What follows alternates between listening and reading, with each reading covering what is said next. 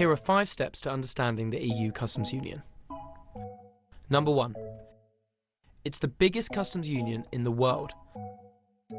A customs union is a trade agreement between countries.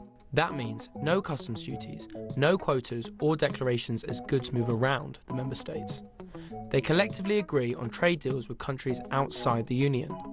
Now, the customs union is different to the single market, which is a broader agreement to accept free movement of services, capital and people, as well as goods. Number 2.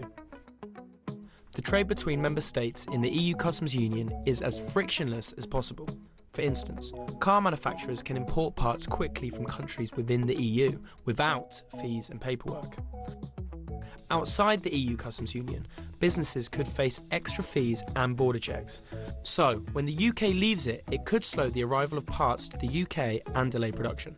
Some say this could force firms to quit the UK, causing job losses. It could also make the price of goods more expensive if companies importing goods have to pay more duty. Others say new trade deals with new partners around the world would mean more service jobs in textiles, banking and design, and cheaper prices of goods. Number 3. The UK won't be the first European country that is outside the EU customs union. The 28 EU member states, including the UK, are in, as well as Monaco, the Channel Islands and the Isle of Man.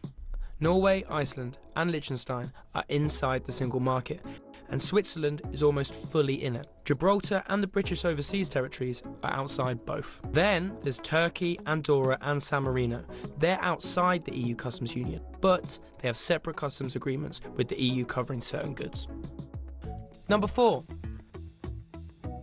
The UK wants to be outside both the single market and the EU customs union. It wants to avoid a UK-EU customs border so as not to have trade hindered by customs fees and paperwork.